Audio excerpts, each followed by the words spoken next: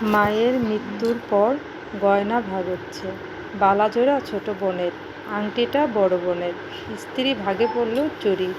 শেষে মায়ের বিয়ের সীতাহার নিয়ে বাঁধল কুচকাওয়াজ। কে নিবে?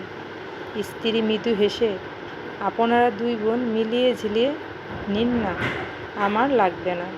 বড় বোন বলল, কেন লাগবে না?